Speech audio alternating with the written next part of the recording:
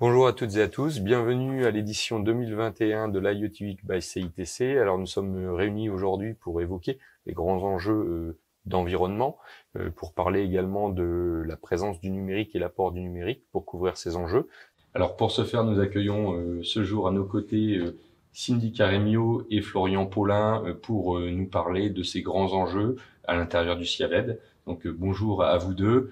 Première question avant de permettre de rentrer plus dans le vif des sujets.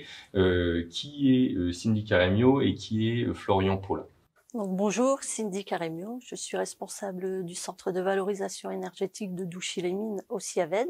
Donc, le CIAVED est un syndicat de traitement de déchets situé dans le nord de la France. Il a pour mission de traiter et collecter les déchets de 113 communes, ce qui représente 300 000 habitants. Donc, nous traitons annuellement environ 200 000 tonnes de déchets, dont 93 000 sur notre centre de valorisation énergétique. Donc, le centre de valorisation énergétique, c'est une unité de traitement de déchets par incinération.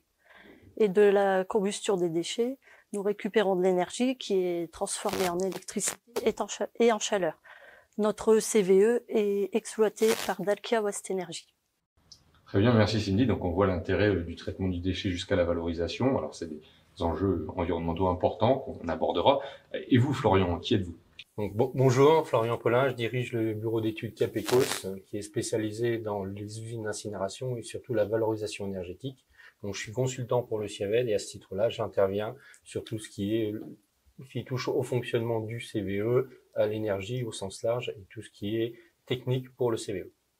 Merci beaucoup Florian. Donc on va aborder les sujets ensemble de l'environnement et de la technologie. Donc Cindy, première question, quelle est la stratégie du CIAVED vis-à-vis des grands enjeux environnementaux et en quoi finalement le numérique joue un rôle particulier?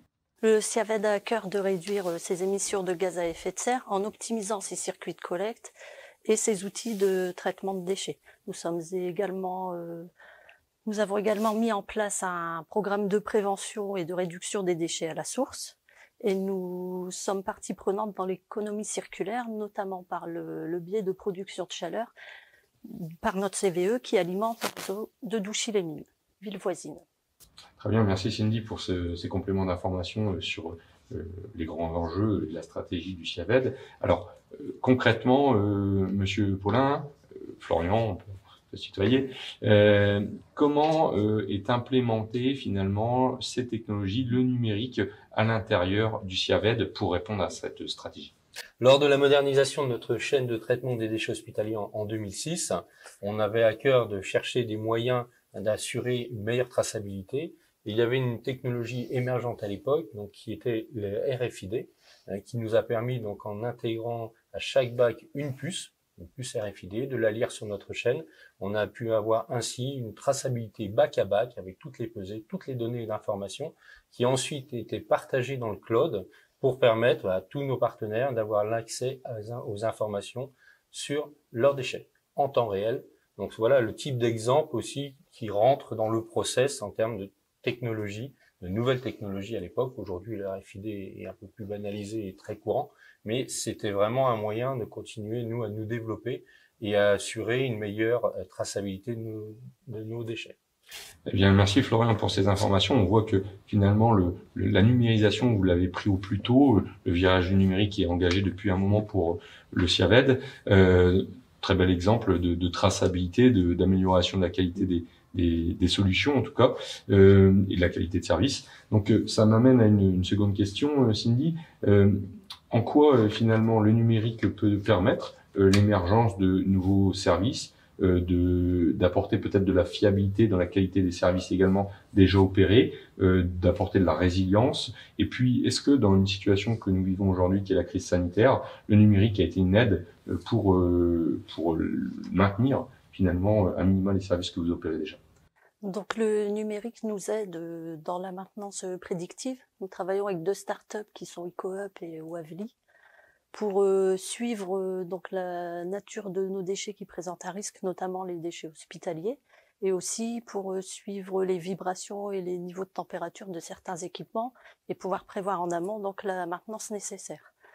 Notre exploitant d'Alkia Waste Energy a également développé un jumeau numérique de l'usine qui s'appelle Twin et qui a d'ailleurs reçu le prix de l'innovation Usine Nouvelle en 2019, qui nous permet de simuler différents scénarios de fonctionnement et de voir comment notre outil réagit. Donc ça nous permet de savoir les modifications éventuelles sur les apports de déchets, le PCI, comment notre outil va réagir à ça et envisager les modifications nécessaires.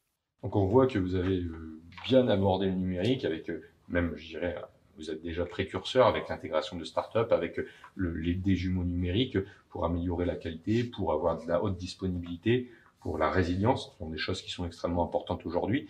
On parle d'ailleurs de cybersécurité également. Donc ça m'amène à une question, Monsieur Paulin.